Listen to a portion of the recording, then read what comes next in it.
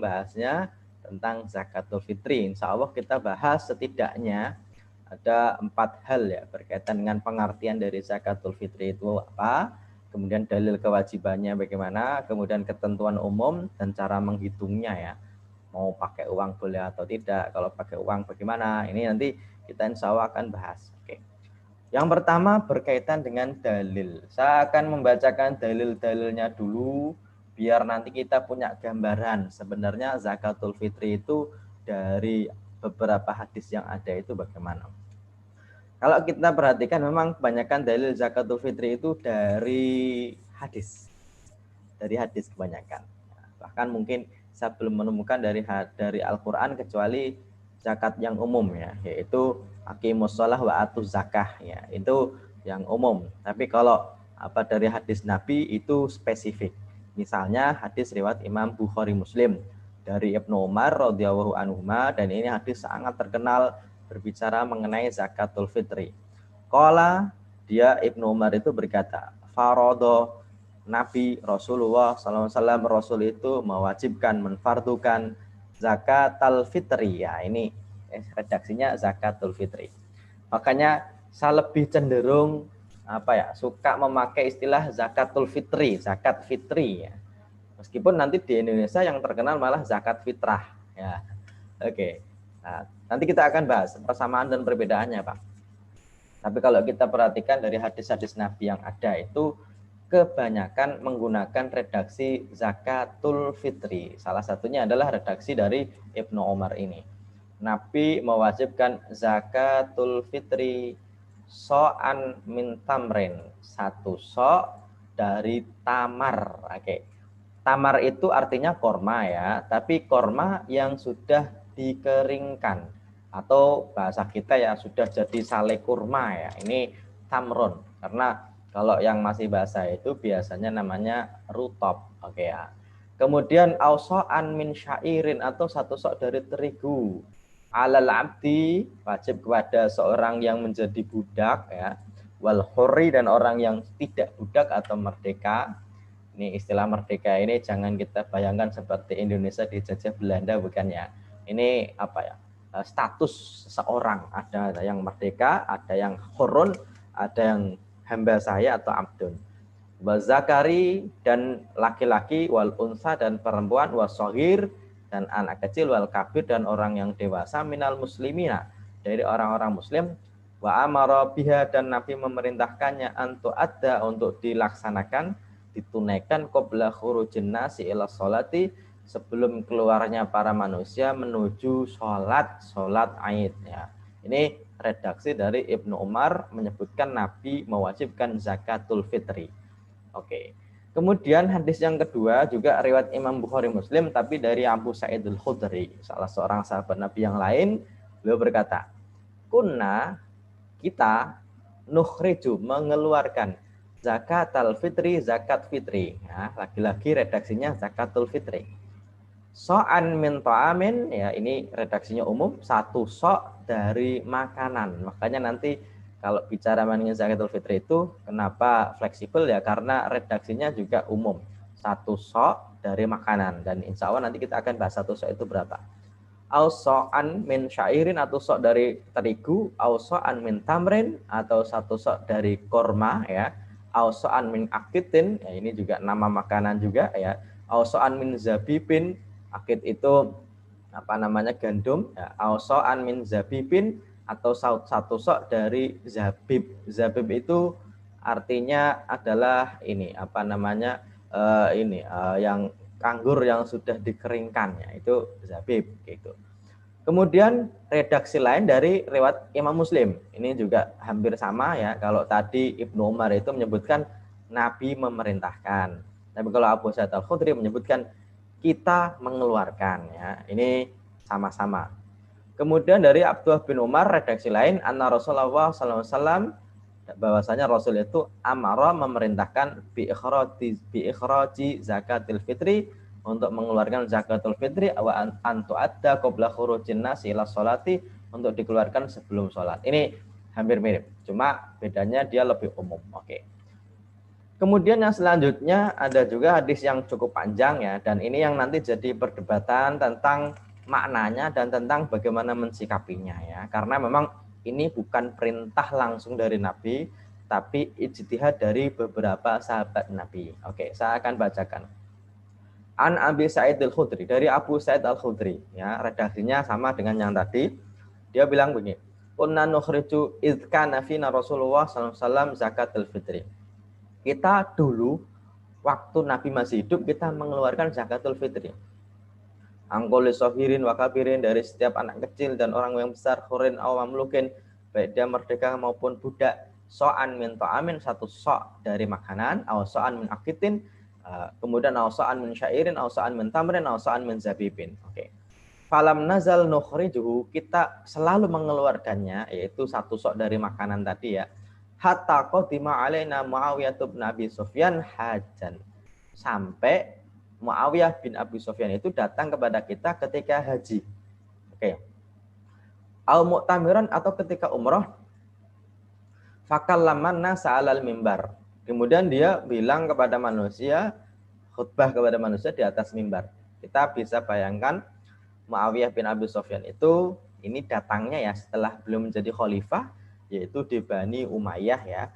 Berarti pemerintahan Islam itu sudah pindah dari Madinah menuju ke Syam ya di zaman Muawiyah bin Abi Sufyan. Meskipun sebelum ke Syam itu nanti pindah ke Baghdad atau ke Irak ya di zamannya Ali bin Abi Thalib dan setelahnya. Oke.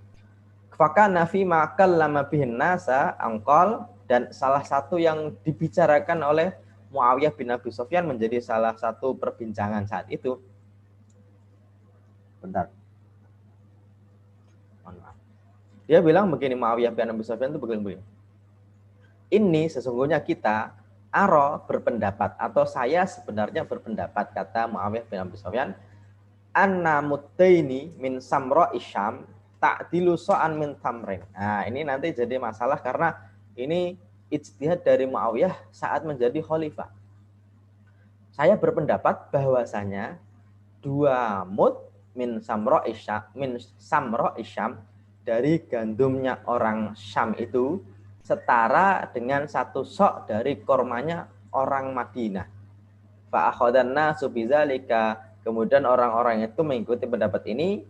Qala Abu Sa'id Al-Khudri bilang begini, fa amma ana, adapun saya, fala azalu ukhrijuhu kama kuntu ukhrijuhu, kalau saya selalu mengeluarkan zakatul fitri dari sejak Nabi masih ada sampai hari ini abadan maestu, selama saya masih hidup, persis dengan yang dikeluarkan oleh Nabi. Maksudnya ini ada perdebatan dan perbedaan pendapat sejak zamannya Muawiyah bin Abu Sufyan ketika beliau berijtihad bahwasanya 1 soknya korma orang Arab itu setara dengan setengah soknya gandumnya orang Syam. Ya, ini nanti jadi perdebatan di antara para sahabat Nabi. Makanya kalau ada perbedaan pendapat, kemudian hari ini kok kita temukan perbedaan itu tidak selalu gara-gara imam madhab ya. Itu bisa jadi karena memang perdebatannya itu sejak dari zaman sahabat Nabi. Oke, kalau Nabi masih hidup sih biar bisa nanya kepada Nabi. Tapi ini kan Nabi setelah meninggal dan Muawiyah punya pandangan 1 sok korma itu setara dengan 2 mud atau setengah sok gandumnya orang Syam ya. Makanya sahabat Nabi yang lain bilang, enggak, kita enggak begitu gitu. Katanya Muawiyah bin Abi Sufyan, ini pendapat saya. Ini artinya apa? Dinamika tentang perbedaan pendapat di antara para ulama, baik ulama hari ini, baik ulama salaf, bahkan sahabat Nabi pun tentang fikih zakat itu sudah ada. Salah satunya adalah berapa ukuran yang dikeluarkan zakat ketika di Madinah 1 soknya kurma, terus kalau di Syam itu kalau dikonversi dalam bentuk gandum itu berapa? Itu sudah sejak lama. Apalagi kalau hari ini bicara mengenai konversinya menjadi beras ya. Makanya kalau perbedaan pendapat konversi beras itu berapa kilo? Ada yang 2,5, ada yang 3 kilo, ada yang sampai 5 kilo. Ya itu wajar saja. Kenapa? Karena sejak zaman sahabat Nabi pun, karena memang gandumnya orang Syam itu tidak disebutkan di dalam hadis Nabi, maka Muawiyah bin Abi Sufyan itu punya pandangan lain. Meskipun Abu Sa'id Al-Khudri tidak mengikuti pandangan dari Muawiyah bin Abi Sufyan. Ya, ini wajar saja. Oke. Berkaitan dengan dalilnya saya kira sudah cukup karena memang dalilnya nggak begitu banyak ya, kecuali hanya sedikit. Oke. Kemudian yang selanjutnya, pertanyaan berikutnya ini juga jadi perdebatan hari ini ya, karena memang ada yang bilang yang benar itu zakat fitrah, kemudian ada yang bilang yang benar zakat fitri. Oke, begini, saya akan mulai dari KBBI dulu, meskipun saya hanya cuma mengakses dari KBBI online saja ya. Kata fitri dan fitrah itu sudah masuk menjadi bahasa kita ya, fitri dan fitrah ya. Nah, nanti ya sampai ada cinta fitri ya. Tapi cinta fitri itu nama ini apa sih namanya, film ya, Ustaz Akbar ya, nggak tahu Ustaz Akbar enggak. Oke. Fitri itu di KBBI disebutkan secara etimologi ya, itu ini apa namanya, secara artinya itu fitri itu berhubungan dengan fitrah. Ya, makanya ini fitri berhubungan dengan fitrah atau sifat asal. Ya, ini dalam bahasa kita. Atau berhubungan dengan berbuka puasa, fitri berbuka puasa, atau kesederhanaan, hal yang tidak dibuat-buat, dia masih fitri, ini bahasa kita. Atau fitrah misalnya sifat asli, kesucian, bakat, pembawaan, ini asli yang pertama, atau bentuk tidak baku dari fitrah ya, atau sedekah wajib berupa bahan makanan pokok, beras, gandum, dan sebagaimana yang harus diberikan kepada bulan Ramadan sampai menjelang sholat Idul Fitri, yaitu zakat fitrah ya. Jadi kalau di KBBI justru yang disebut zakat itu bukan zakat fitri, tapi zakat fitrah begitu di KBBI ya. Tapi tadi di hadisnya kebanyakan bahkan semuanya menggunakan redaksi zakatul fitri. Terus yang benar yang mana? Ya kita bisa lihat dari sudut pandang mana kita melihat kebenaran itu. Meskipun nggak harus diperdebatkan karena memang fitrah dan fitri itu perbedaannya nggak begitu signifikan ya. Kalau kita pakai apa namanya pedoman yang sudah menjadi bahasa kita ya zakatul fitrah atau zakat fitrah gitu ya. Ini sudah masuk KBBI karena fitrah itu sudah masuk KBBI yang artinya adalah sedekah wajib berupa bahan makanan pokok. Tapi kalau kita mengikuti dalil dari hadis-hadis yang ada, memang semuanya menggunakan redaksi zakatul fitri. Oke. Meskipun sebenarnya ya dua kata ini bisa jadi artinya yang mirip-mirip. Kalau kita bisa baca misalnya pernyataan dari Ibnu Hajar Al-Asqalani, salah seorang ulama mazhab Syafi'i meninggal tahun 852, dalam kitabnya Fathul Bari ketika mensyarah apa namanya Sahih Al-Bukhari, beliau menyebutkan wa udhifatis shadaqatu lil fitri, dan sedekah itu dimudhofkan, disandarkan kepada kata fitri likauniha, karena sedekah itu tajibu bil fitri min Ramadan, kata Imam Ibnu Hajar. Kenapa disebut zakatul fitri? Karena zakat itu wajib ketika kita sudah tidak puasa lagi, yaitu bil fitri, yaitu karena kita sudah tidak puasa min Ramadan, dari bulan Ramadan ya. Wa qala Ibnu Qutaibah, dan Ibnu Qutaibah menyebutkan al-muradi bi shadaqatil fitri shadaqatun nufus ma'khudah minal fitratil lati hiya aslul khalqah wal awal azhar. Oke. Kata Imam Ibnu Hajar Al-Asqalani, memang ada yang menyebutkan kenapa zakatul fitri disebut zakatul fitri, karena aslinya dari fitrah yang artinya kesucian ya, atau artinya asal dari kejadian manusia ya. Kalau kita bisa lihat nih, fitrah itu artinya kesucian atau bakat atau pembawaan awal dari manusia ya. Ini kata Imam Ibnu Qutaibah. Maka zakatul fitri disebut dengan zakatul fitrati ya. Meskipun Imam Ibnu Hajar menyebutkan wal awal, yang pertama, adhar itu lebih mendekati kebenaran. Maksudnya disebut zakatul fitri. Kenapa disebut zakatul fitri? Karena fitrun itu artinya makan. Maka Idul Fitri itu hari raya makan, nggak boleh puasa. Termasuk zakatnya zakatul fitri. Karena zakat wajib setelah orang tidak wajib puasa, yaitu setelah dia selesai melaksanakan kewajiban puasa Ramadan. Dan Imam Ibnu Hajar menyebutkan yang pertama itu lebih benar, lebih mendekati kebenaran.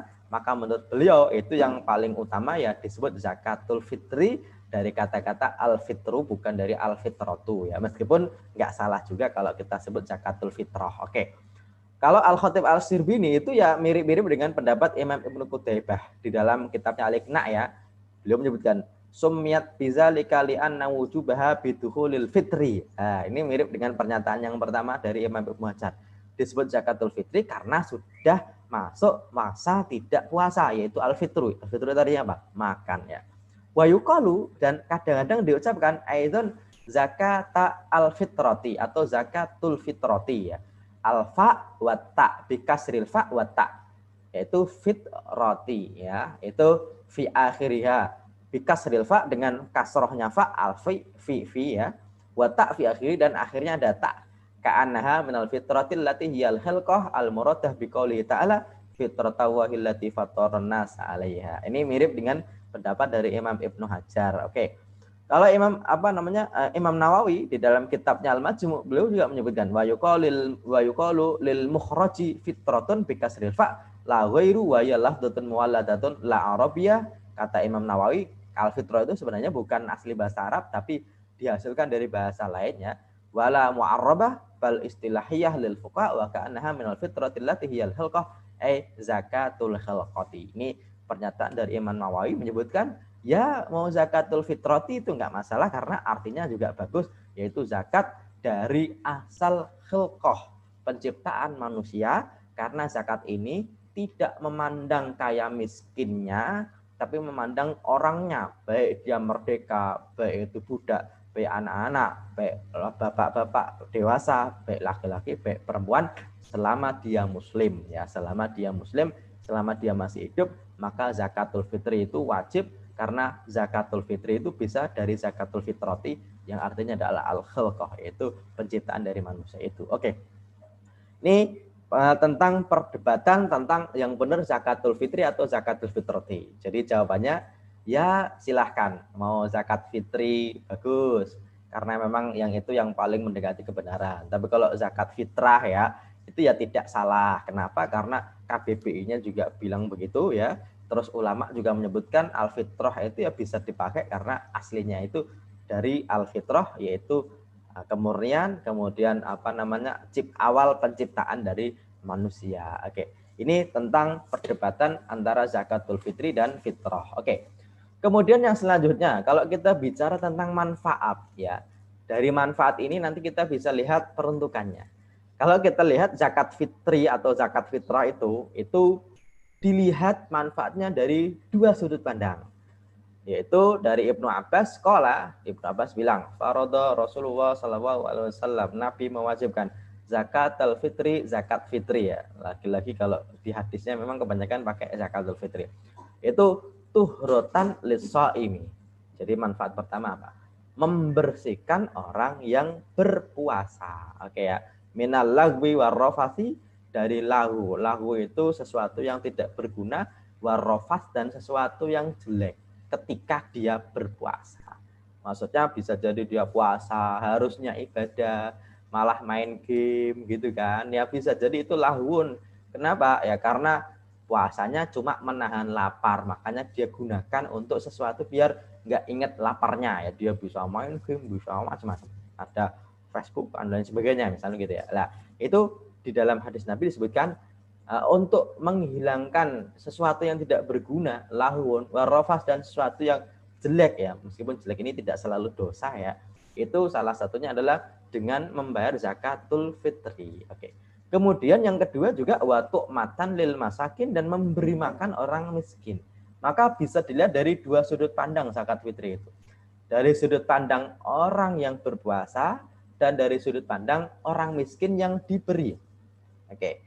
Faman addaha qabla sholati fa hiya zakatun maqbulah. Siapa yang melaksanakan zakat itu sebelum sholat Idul Fitri, maka zakatnya menjadi zakat yang diterima. Wa man addaha ba'da sholah, yang melaksanakan zakat itu setelah sholat, fa hiya shadaqatun minas shadaqah, ya udah itu berarti bentuk dari sedekah sebagaimana biasanya. Meskipun sama-sama diterima, sama-sama tidak ditolak zakatnya baik sebelum sholat maupun setelah sholat, tapi memang para ulama bagusnya itu sebelum sholat ya. Meskipun kalau ada lupa misalnya atau sampai urgen sampai nggak bisa mengeluarkan sebelum sholat, ya itu tetap diterima zakatnya, meskipun masalah pahalanya wawalam itu Allah yang memberinya. Tapi setidaknya zakat fitri itu ada dua sudut pandang. Sudut pandang orang yang memberi dan sudut pandang orang yang diberi. Yaitu membersihkan orang yang berpuasa dari lahwun tadi ya, kemudian memberi makan orang yang miskin. Makanya dari hadis ini nanti beberapa ulama itu memberikan kesimpulan. Berarti zakatul fitri itu peruntukannya untuk orang miskin saja. Oke ya, gara-gara hadis ini ya. Yaitu tu'matan lil masakin begitu. Meskipun ulama yang lain menyebutkan, ya enggak, ini kan cuma bagusnya diberikan untuk orang miskin, tapi bukan berarti 8 golongan lainnya itu enggak mendapatkan haknya, enggak. Oke ya. Makanya nanti jadi perdebatan, untuk siapa zakat fitri itu? Ada yang bilang untuk orang miskin gitu kan, ada yang bilang enggak, untuk 8 asnaf orang yang zakat gitu, orang yang wajib orang yang berhak menerima zakat sebagaimana dalam surat At-Taubah ya. Oke, tapi kalau kita bisa tarik benang merah, memang yang utama diberi untuk zakatul fitri ya siapa? Yaitu orang miskin, begitu ya. Oke, karena memang Nabi memberikan pernyataan yang spesifik, yaitu sebagai memberi makan kepada orang miskin. Oke, ini berkaitan dengan manfaatnya. Kemudian yang selanjutnya, kalau waktu wajibnya kapan? Oke, kita bedakan antara waktu wajib dengan waktu bayar ya. Ini dua hal yang berbeda dan konsekuensi hukumnya berbeda. Kalau waktu wajib itu para ulama menyebutkan, ya mayoritasnya menyebutkan itu sejak tenggelamnya matahari terakhir bulan Ramadan. Oke. Meskipun dalam mazhab Hanafi enggak, wajibnya itu sejak terbitnya fajar di hari 1 Syawal. Oke. Dan perdebatan ini sebenarnya perdebatan yang tidak berlandaskan kepada dalil yang qat'i bahwasanya yang benar ini. Kenapa? Karena perdebatan ini muncul dari perdebatan bahasa. Sebenarnya kewajiban zakatul fitri itu sejak Ramadan selesai atau sejak hari Syawal mulai ya. Karena kalau disebut Ramadan selesai, berarti Ramadan itu selesainya waktu maghrib. Berarti malam itu sudah disebut malam Syawal, begitu. Tapi dalam mazhab Hanafi enggak, kan Ramadan sudah selesai, tapi kan belum hari Syawal, begitu ya. Kalau belum hari Syawal, berarti wajibnya itu belum masuk, gitu. Ya, meskipun ini kalau dilihat dari kekuatan dalilnya lebih kuat mayoritas ulama ya. Kenapa? Karena kalau disebut zakat itu kewajibannya zakat itu ketika masuk hari Syawal, ketika matahari baru mau terbit atau ketika fajarnya bulan Syawal itu ada ya, yaitu terbit fajar Syawal, ya berarti nanti akan susah untuk pembayarannya karena Nabi menyarankan untuk membayarnya justru sebelum kita berangkat ke tempat sholat Id, begitu. Oke ya, makanya Ma'ruf Ulama menyebutkan ya Ramadan selesai itu kan selesainya ketika matahari tenggelam, ketika akhir Ramadan. Ya berarti setelah itu sudah masuk bulan Syawal. Kalau sudah masuk bulan Syawal ya berarti sudah wajib bayar zakat. Oke. Perdebatan ini nanti berpengaruh kepada orang yang meninggal. Meninggalnya itu malam hari tanggal 1 Syawal. Ini nanti jadi masalah. Ya. Kenapa?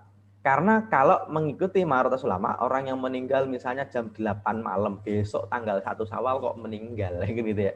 Itu kalau menurut pendapat ulama, kalau dia belum bayar zakat berarti dia wajib bayar zakat. Karena dia sudah masuk melewati waktu wajib bayar, yaitu tenggelamnya matahari. Tapi kalau memakai mazhab Hanafi berarti dia belum wajib bayar karena dia belum melewati waktu wajib bayar zakatul fitri. Oke. Meskipun di Indonesia hampir jarang ada orang yang membayar kok malam hari 1 Syawal, kecuali kalau memang sudah biasa ya, kebanyakan malah didahulukan. Makanya ini yang nanti kalau bab yang kedua tentang waktu mendahulukan zakat boleh atau tidak, ya mayoritas ulama mengatakan tidak masalah ya, meskipun berapa waktunya itu nanti jadi masalah. Kapan nih bagusnya? Kalau mazhab Maliki Hambali itu ya bagusnya sehari atau 2 hari sebelum Syawal. Itu yang paling bagus. Kenapa? Karena nanti dalam hadis yang lain menyebutkan ugnuhum antola bihadzal yaum, kalian kalau memberi zakatul fitri itu salah satunya biar orang-orang miskin itu tidak meminta-minta di hari raya. Oke ya, tidak meminta-minta di hari raya biar mereka di rumah itu makan-makan ya. Kalau mengikuti mazhab Maliki Hambali bagus, kenapa? Karena sehari 2 hari itu berarti berasnya masih begitu. Kalau diberinya itu kok ternyata dari awal Ramadan, ya nanti bisa jadi dia dapatnya hanya itu, bisa jadi nanti ketika dia hari raya malah nggak punya apa-apa begitu ya. Meskipun dalam madzhab Syafi'i diperbolehkan selama masuk bulan Ramadan silahkan bayar karena memang sudah masuk bulan Ramadan itu boleh-boleh saja. Ya, meskipun nanti kalau sebelum Ramadan selesai kalau dia meninggal ya berarti pembayaran itu dianggap sedekah pada umumnya karena dia belum wajib membayar zakatul fitri. Meskipun di dalam madzhab Hanafi itu agak lumayan bebas ya. Bebasnya ya mau sebelum Ramadan itu pun boleh. Ini dalam madzhab Hanafi karena zakatul fitri itu dalam madzhab Hanafi itu syaratnya itu disamakan dengan zakat pada umumnya, zakat mal pada umumnya. Makanya dalam madzhab Hanafi nanti orang yang wajib membayar zakat itu tidak cuma orang yang punya makanan pokok untuk dia sendiri dan untuk keluarganya di hari raya, tapi orang yang memiliki nisab wajib zakat mal itu baru zakat fitri itu wajib. Ya. Ini perbedaan di antara para ulama terkait siapa yang wajib membayar zakat fitri ya. Mayoritas ulama menyebutkan yang punya makanan untuk diri sendiri, kemudian untuk keluarganya dan hari rayanya dia punya, maka dia sudah wajib zakatul fitri. Tapi kalau dalam madzhab Hanafi itu orang yang sudah wajib bayar zakat mal berarti baru wajib zakatul fitri. Kalau belum wajib zakat mal berarti tidak wajib zakatul fitri. Ya, ini dalam madzhab Hanafi karena dalam madzhab Hanafi itu orang itu dibagi menjadi 2, yaitu muzaki orang yang wajib zakat atau mustahik orang yang berhak menerima zakat. Meskipun mayoritas ulama menyebutkan kalau dalam bab zakatul fitri enggak harus pembagiannya seperti itu. Bisa jadi orang itu menjadi muzaki, orang yang wajib bayar zakatul fitri. Tapi bisa jadi dia mustahik sekaligus. Ya, contoh nih Ustadz Akbar ini. Saya kira beliau belum pernah bayar zakat mal. Saya kira ya, nggak tahu. Iya, Ustaz. Kayaknya sih belum ya. Kayaknya belum ya. Mungkin Belum. udah atau belum Ustadz Akbar? Belum. Belum. Karena memang belum punya ya. Ya, saya doakan semoga nanti zakat malnya banyak ya Ustadz Akbar ya. Amin. Amin. Tapi sudah wajib zakat fitri. Ya, padahal belum wajib zakat mal. Ya, berarti dalam bab zakatul fitri dia menjadi muzaki, orang yang wajib zakat. Tapi dalam bab yang lain bisa jadi dia mustahik gitu ya. Bisa jadi dikasih zakat orang lain. Itu nggak masalah ya. Dalam bab zakat ini nggak masalah ya.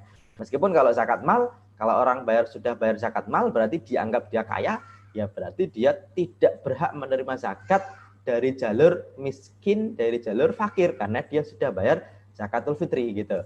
Tapi kalau zakatul fitri ya keliru, dia sudah bayar zakat mal. Kalau zakatul fitri orang yang bayar zakat bisa jadi menerima zakat dari orang lain, itu nggak masalah ya. Hanya saja para ulama memberikan gini, catatan. Kalau bisa ya jangan cuma bohong-bohongan itu begini. Saya ngasih zakat ke Ustadz Akbar. Ustadz Akbar ini zakat fitri saya. Kemudian diterima sama Ustadz Akbar. Oh begitu ya, yaudah. Ini sekarang zakat saya kepada antum gitu ya. Berarti berasnya kembali begitu aja. Ini para ulama kalau bisa sih jangan ya. Kalau bisa sih jangan. Meskipun kalau sudah nyampur menjadi satu, ya kalaupun kembali itu nggak masalah karena memang tidak ada unsur kesengajaan ya. Misalnya nih ada panitia zakat mengumpulkan beras dicampur begitu ya. Kemudian diberikan kepada amil yang tadi amil zakat ke situ ya. Ya kalau sudah dicampur sih agak susah untuk dibedakan ya nggak masalah juga. Yang masalah itu kan kalau uangnya itu nih zakat saya, ya udah nih kembali lagi buat kamu, ini hak kamu ya. Ini para ulama sih kalau bisa jangan begitu. Tapi kalau sudah campur sih nggak masalah. Meskipun ada juga yang saking hati-hatinya Ustaz Akbar itu sampai itu kalau menjadi amil, menjadi orang yang nanti akan menerima zakat lagi, nanti zakatnya dipisahin. Ini nanti pisahnya ya, biar nanti nggak balik lagi ke kamu ya. Ada yang sampai begitu ya. Tapi ini sebenarnya nggak harus karena memang kalau begitu berarti nanti orang miskin yang mana dia punya makanan pokok untuk hari itu dan hari berikutnya di hari raya, kan dia zakat tuh. Kalau menerima zakat lagi, ya bagaimana dong? Bisa jadi dia zakat terus balik lagi. Ya nggak apa-apa kalau memang sudah dicampur dan sudah tidak bisa diketahui ini dari siapa beras itu. Oke. Ini berkaitan dengan waktu zakat fitri. Kemudian kalau jenis dan sifat, kalau kita perhatikan memang ya tadi disebutkan so'an min to'amin ya. Makanya Imam An-Nawawi menyebutkan begini. Kullu ma yajibu fil usyr fa huwa shalihun li ikhrajil fitrati. Sesuatu yang bisa atau wajib dikeluarkan 1/10 atau 1/5 ya, dalam bab keliru bukan 1/5, 1/10 atau 1/20 atau 10% atau 5% dalam zakat mal ya, yaitu zakat tanaman di dalam mazhab Syafi'i itu boleh dikeluarkan zakatul fitri. Karena zakat tanaman dalam mazhab Syafi'i itu ini ada 2 kaidah, yaitu yang pertama al-qut yang dijadikan makanan pokok, yang kedua al-mudzakhar yang bisa disimpan. Jadi dalam mazhab Syafi'i zakatul fitri itu boleh dari makanan yang menjadi makanan pokok al-qut, al-mudzakhar yang bisa disimpan lama ya. Ini dalam mazhab Syafi'i. Makanya nanti ya para ulama menyebutkan bagusnya dari makanan pokok yang ada di suatu zaman, di suatu negeri, bahkan lebih spesifik lagi, bagusnya yang dimakan sendiri sehari-hari. Itu yang paling bagus dikeluarkan. Meskipun kalau Ustadz Akbar nih biasanya makannya berasnya 10.000, mau mengeluarkan zakat yang harganya sekilonya itu 20.000 itu tidak dilarang ya. Tapi kalau misalnya makannya 10.000 terus mengeluarkannya 8.000 itu juga tidak dilarang secara spesifik. Hanya saja bagusnya ya zakat itu dengan yang terbaik yang kita punya. Ini hanya cuma bagusnya saja. Tapi kalau diterima ya tetap diterima. Oke. Kemudian kalau kita lihat memang ya, nanti kalau jadi pertanyaan berikutnya, berapa sifat dari makanan itu memang hadis Nabi kebanyakan menyebutkan 1 sok. Ini jamaah sekalian, 1 sok itu dia ukuran volume yang ada di zaman Nabi ya. Kemudian ada 1 mud. Oke. Saya akan coba jelaskan 1 sok itu 4 mud. Oke, mohon maaf. 1 sok itu 4 mud. Jadi 1 sok ini ada 4 kalinya mud. Dan mud itu ya, itu ukuran volume yaitu 1 genggaman 2 telapak tangan orang dewasa ya. Meskipun para ulama nanti juga menyebutkan ya ini tangannya Nabi lah ya. Kalau kita perhatikan memang agak susah tangannya Nabi itu berapa ukurannya kan agak susah ya. Makanya di sini nih kalau kita lihat nih 1 sok dan 1 mud itu ukuran yang ada di zaman Nabi karena memang belum ditemukan ukuran ini berat. Kilogram itu belum ada, hanya ukuran volume. Makanya nanti kita akan coba sampaikan kenapa ada perdebatan di antara para ulama ketika berbicara berapa kilo zakat itu ya. Pertama, ukuran sok dan volume itu agak susah disebutkan berapa sih ukurannya. Ini yang pertama, karena telapak tangan orang satu dengan yang lainnya bisa jadi berbeda. Oke. Kemudian yang kedua, kalau kita bicara mengenai volume dikonversi menjadi berat, maka pertanyaannya benda apa yang dikonversi? Saya kasih contoh. 1 bak truk pasir dengan 1 bak truk kapas itu volumenya sama, yaitu 1 bak tadi. Tapi beratnya berat mana? Nah, ini jadi masalah. Makanya ini jadi pertanyaan yang menjadi penggoda buat anak-anak ya. 1 kilo pasir, 1 kilo besi dengan 1 kilo kapas itu berat mana ya? Jawabannya sama beratnya karena pertanyaannya berat. Tapi kalau volumenya besaran mana antara 1 kilo pasirnya 1 kilo kapas itu lebih membutuhkan banyak volume karena memang bendanya itu berat jenisnya yaitu ringan ya. Makanya kalau kita bicara mengenai konversi nanti jadi perdebatan dari sejak lama. Karena 1 sok itu memang ada 4 mud, 1 mud itu sekitar 675 gram kalau dikonversi menjadi gram. Makanya ada pendapat menyebutkan 1 sok itu 2,7 gram ya. Atau 2,7 kilo keliru. Atau 2.700 gram. Oke, ini pendapat yang pertama ya. Pendapat yang kedua ini yang dipakai dalam mazhab Hanafi yaitu 1 sok itu ada 8 ritel. Ritel itu juga ukuran volume di Baghdad sono. 1 ritel itu 130 dirham. Nah, kalau dirham itu ukuran ini berat. 101 sok berarti sekitar 300 3.800 gram.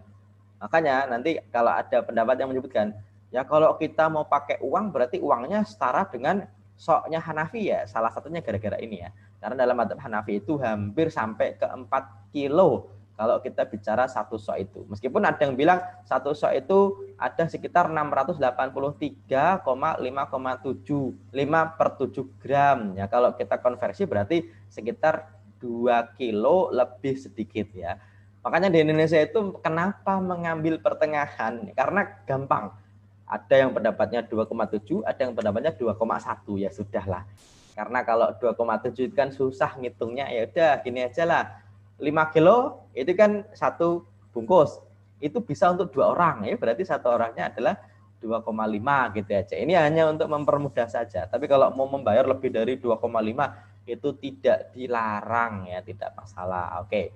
Ini berkaitan dengan konversi dari apa sih namanya sok menjadi kilogram.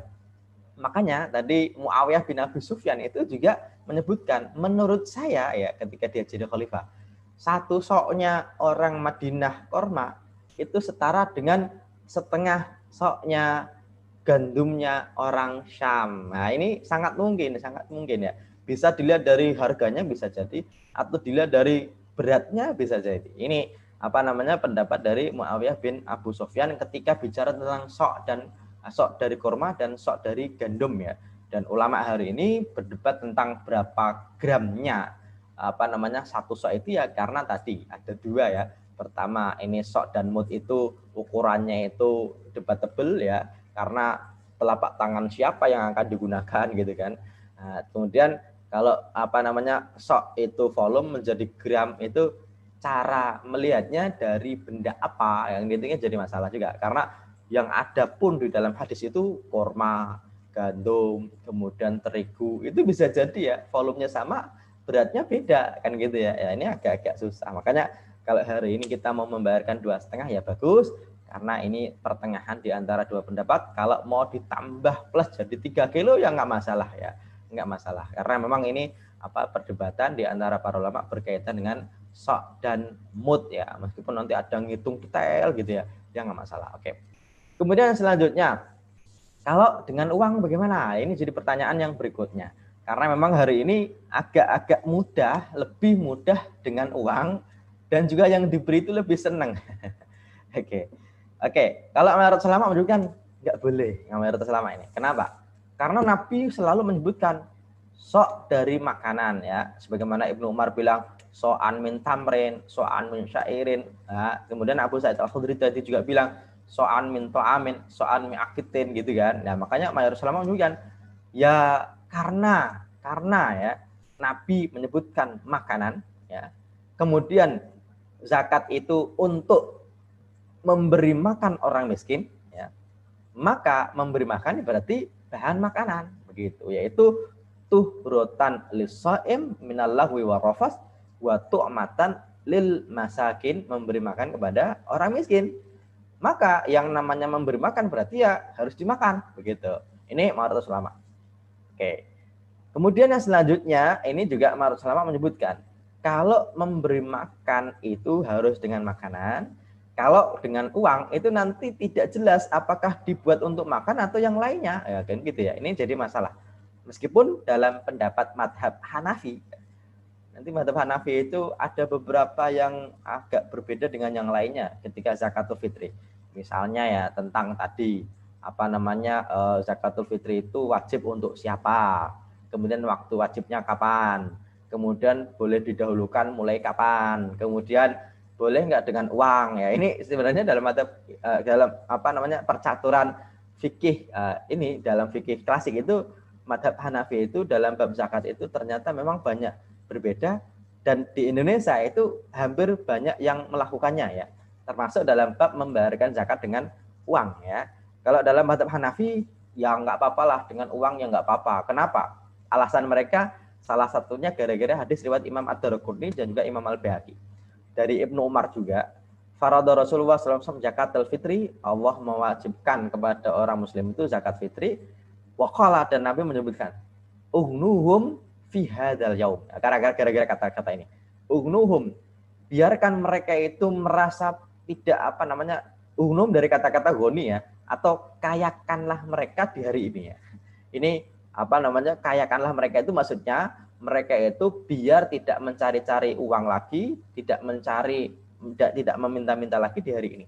Nah, dalam madhab ini disebutkan, ini kan umum nih, biar mereka tidak meminta-minta lagi, dan hari ini ya itu orang itu lebih suka dikasih uang daripada dikasih beras begitu kan.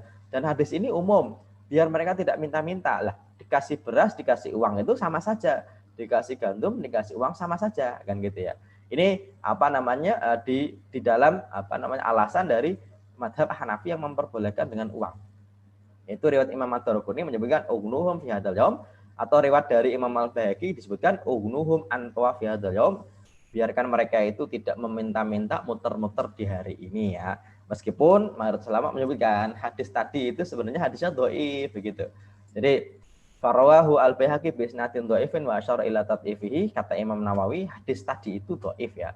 Dan ini apa namanya tambahan lagi, meskipun sebenarnya ada hadis yang meskipun hadis ini jadi perdebatan dan statusnya sahih atau dhaif itu jadi perdebatan karena memang bukan dari Nabi langsung, tapi ja'ana kita Bu Umar bin Abdul Aziz. Jadi datang kepada kita suratnya Umar bin Abdul Aziz, dan Umar bin Abdul Aziz itu salah seorang tabi'in ya, bukan sahabat Nabi tapi tabi'in, yang beliau pernah menjadi khalifah yang dianggap khalifahnya itu sukses, bahkan dianggap khalifah kelima setelah Ali bin Abi Thalib ya. Itu ceritanya di dalam kitab itu fi shadaqatil fitri, dalam sedekah fitri itu nisfu sa'in angkul insanin, yaitu setengah sok dari setiap manusia ya. Makanya Umar bin Abdul Aziz itu kan salah seorang khalifah dari Bani Umayyah ya. Makanya beliau itu ketika bicara mengenai sok dari apa namanya gandumnya orang Syam itu mengikuti pendapatnya Muawiyah bin Abi Sufyan. Ya, yaitu kalau gandum itu bisa setengah soknya karena setara dengan satu sok ya. Auki matuhu nisfu dirham, atau seharganya itu setengah dirham ya, menurut salah satu riwayat dari Umar bin Abdul Aziz. Makanya hari ini kalau ada amil zakat, ada orang bayar zakat kok pakai pendapat yang memperbolehkan zakat dengan uang ya, berarti dia memakai pendapatnya mazhab Hanafi. Oke ya. Lah, terus kalau pakai pendapat Hanafi, terus bagaimana dong, apakah harus sesuai dengan soknya Hanafi? Ya, bagusnya soknya sesuai dengan soknya Hanafi, yaitu 3,8 kilo atau 4 kilo, itu yang paling bagus. Meskipun sejatinya nanti dalam satu pendapat dari salah seorang ulama mazhab Hanafi, yaitu Abu Yusuf, itu tetap menyebutkan soknya apa namanya bayar zakat itu bukan 3,8, tapi tetap seperti mayoritas ulama, yaitu 2,7 atau 2,1 gram atau kilogram ya. Nah, ini apa namanya pendapat ulama mazhab Hanafi secara umum memang menyebutkan sekitar 3,8 apa namanya kilo ya, atau 4 kilo secara umum. Meskipun dalam salah satu pendapat dari ulama mazhab Hanafi, yaitu Abu Yusuf, itu tetap menyebutkan soknya mazhab Hanafi itu enggak harus 4 kilo, tapi bisa 2,7 apa namanya kilo atau 2,1 kilo. Nah, makanya berarti kalau di Indonesia, kalau yang bayarnya pakai uang berarti mazhabnya Hanafi, tapi kalau uang konversinya itu seperti 2,5 kilo pada umumnya, berarti dia mengikuti pendapat dari Abu Yusuf Al-Hanafi gitu. Meskipun bagusnya ya kalau pakai uang ya sebagaimana dalam mazhab Hanafi. Yaitu kalau bagusnya sih 4 kiloan konversinya. Tapi kalau misalnya ya kita nggak bayar pakai apa namanya, kita bayarnya pakai uang, tapi uang itu tetap nanti diberikannya dalam bentuk beras, itu ya bagus juga. Jadi mensiasatinya bukan pindah madhab ke madhab Hanafi, tapi berasnya tetap. Tapi kalau kita bayar ke amil itu dalam rangka, Pak Amil, saya bayar zakat, zakatnya beras, tapi ini ada duit 50.000, tolong belikan beras ya. Itu juga boleh juga. Jadi akadnya kepada amil itu akad taukil, mewakilkan untuk membeli beras, itu boleh ya. Atau akadnya jual beli juga boleh. Maksudnya gini, kita datang ke amil, Pak Amil itu sudah mempersiapkan beras-beras yang akan dijual kepada orang yang bayar zakatnya dengan uang ya. Terus kita bilang, Ibu, Bapak mau bayar dengan uang? Enggak, saya mau pakai beras. Ya sudah, saya punya beras nih yang grade A, B, C, harganya sekian.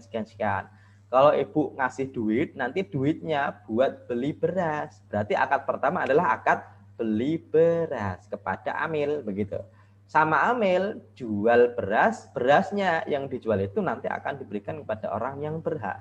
Nah, ini juga bisa dilakukan. Tapi kalau ternyata amil jual beli beras ya untuk bayar zakat, ya bagusnya apa namanya penerimaan zakatnya tidak di dalam masjid, tapi di luar masjid, di serambi dan lain sebagainya. Karena kalau bisa ya di dalam masjid itu jangan digunakan untuk transaksi jual beli ya. Kalau jual beli kepada amil, maka sebenarnya amil boleh apa namanya mengambil untung dari jual belinya, itu boleh. Misalnya nih Harga beras dari pasar 7.000, sama amil dijual 8.000. Untung 1.000-nya untuk amil itu boleh. Bahkan itu lebih bagus karena kalau misalnya ya, ini jadi perdebatan nanti amil zakat itu apakah termasuk juga pengurus masjid ya. Nanti jadi perdebatan, meskipun nanti kita akan bahas di pertemuan berikutnya. Kalau kita tidak mau mengambil uang zakat gara-gara kita tidak yakin pengurus masjid itu amil atau tidak. Kalau pakai sistem amil jual beras ya, berarti amil bisa mendapatkan untung dari jual beras itu tak masalah dan sah-sah saja. Oke. Ini berkaitan dengan zakat dengan beras dan dan setaranya atau senilainya. Oke.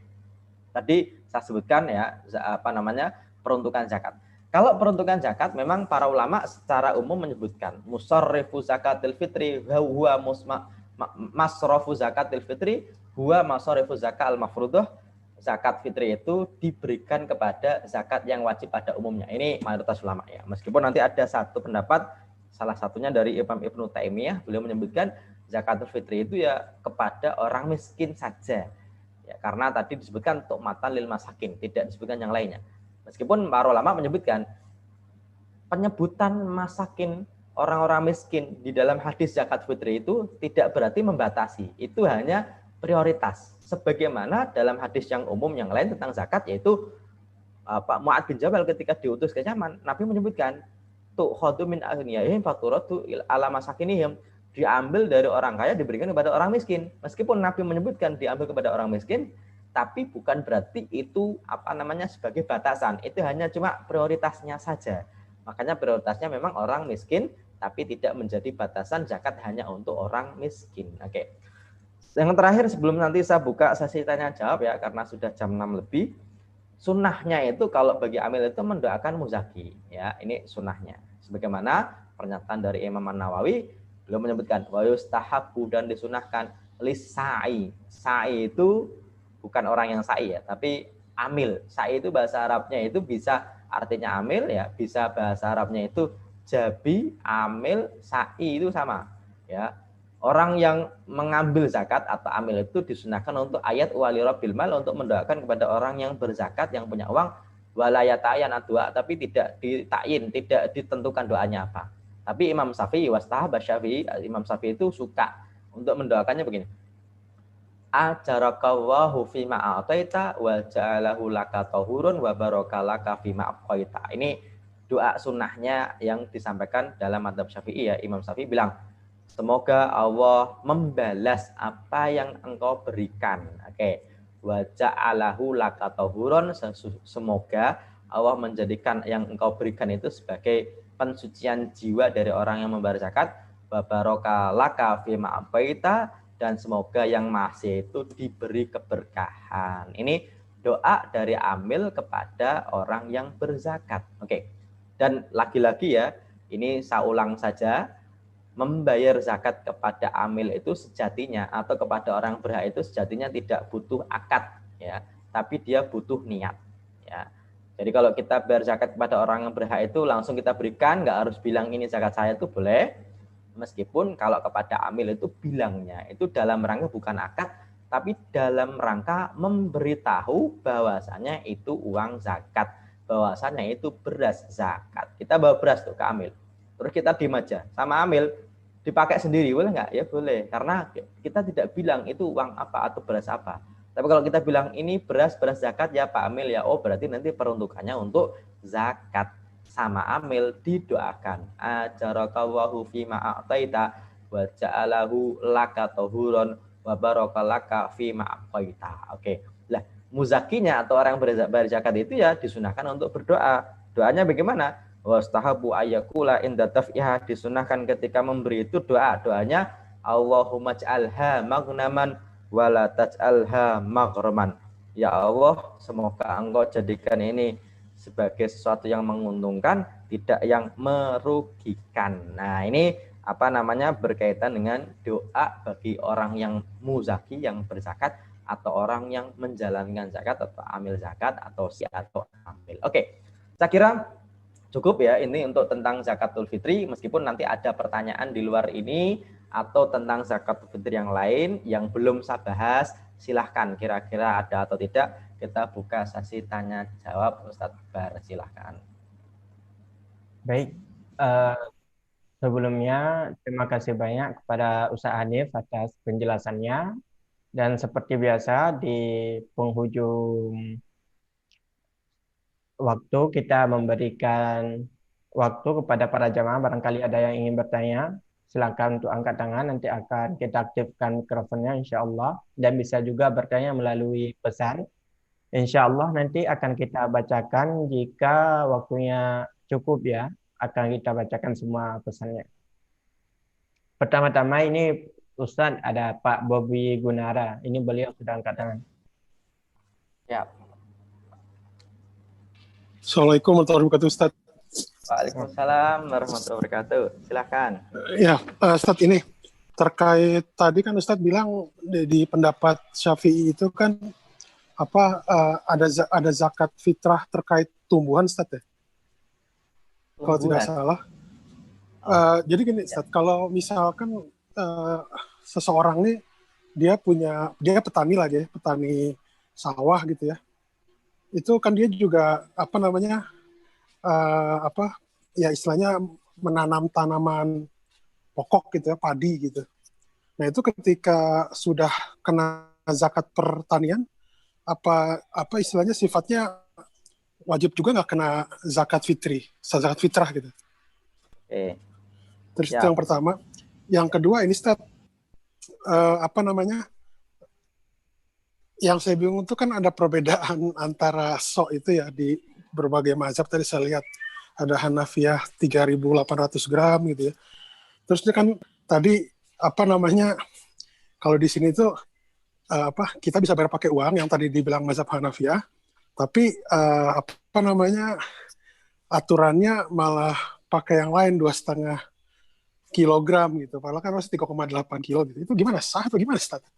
Itu aja, Ustaz, mungkin. Terima kasih. Assalamualaikum warahmatullahi wabarakatuh. Waalaikumsalam warahmatullahi wabarakatuh. Oke, yang pertama pertanyaannya tentang tumbuhan yang ditanam orang miskin, orang miskin, petani ya. Kalau memang tumbuhan itu wajib zakat, itu kan wajib dizakatkan. Meskipun dalam mazhab Syafi'i kalau bicara tentang zakat pertanian itu sangat-sangat spesifik. Kenapa sangat spesifik? Tidak semua tanaman wajib zakat. Yang wajib zakat hanya 2 kriteria. Yang pertama adalah al-qut yang menjadi makanan pokok. Yang kedua al-muddakhar yang bisa disimpan lama. Ya, maksudnya itu dia misalnya nih makanan pokok tapi nggak bisa disimpan, ya berarti bukan yang wajib zakat. Tapi kalau disimpan bisa menjadi makanan pokok baru wajib zakat. Artinya kalau ada orang kok menanam semangka, menanam misalnya apel, menanam yang lain-lain jeruk gitu kan, itu kan nggak menjadi makanan pokok ya, maka tidak wajib zakat tumbuh-tumbuhan dalam mazhab Syafi'i ya. Makanya ulama-ulama kita di Indonesia ini agak lumayan berpikir keras, Pak Bowi. Kenapa? Karena yang petani beras, petani padi itu hasilnya sedikit, termasuk cerita dari Gus Bahak ketika pergolakan keilmuan dengan Kiai Haji Maimun Zubair ya, berkaitan dengan zakat pertanian dalam kitab fikih dan dalam realita masyarakat. Ada orang Rembang petaninya petani padi, hasilnya sedikit wajib zakat karena dalam fikih Syafi'i yaitu bisa dimakan menjadi makanan pokok dan bisa disimpan. Giliran dia hijrah ke Sumatera, tanamannya ganti menjadi tanaman kopi, kemudian karet, kemudian sawit ya. Itu dalam mazhab Syafi'i itu kan bukan makanan pokok dan tidak bisa disimpan. Dan kalau pakai fikih Syafi'i ya berarti tidak wajib zakat begitu ya. Lah, terus gimana dong? Nah, ini jadi pergolakan keilmuan, ada perdebatan keilmuan di dalam mazhab Syafi'i di Indonesia pada umumnya melihat realita yang ada. Tapi kalau menurut saya begini, orang yang nanam tanaman selain yang wajib dalam mazhab Syafi'i itu tetap wajib zakat, tapi bukan karena tanamannya tapi karena punya uangnya. Nah, ini yang lebih logis. Oke.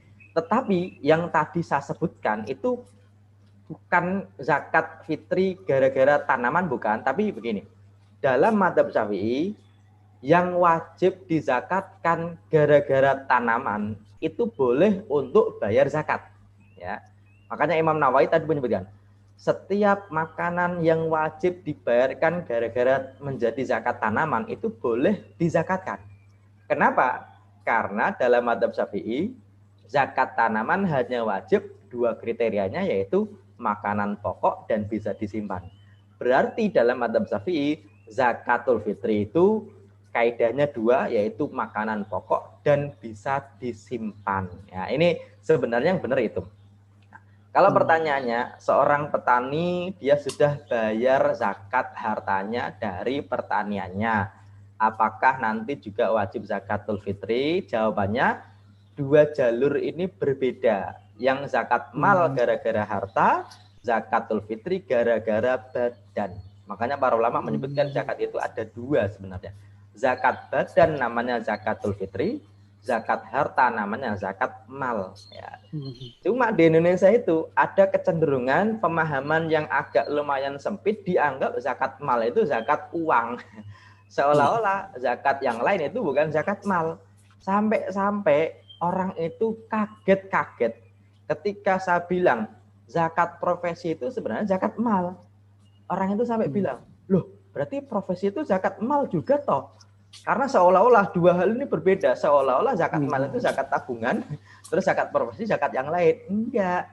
Selain zakat badan itu semuanya namanya zakat mal. Jangan sampai keliru ya.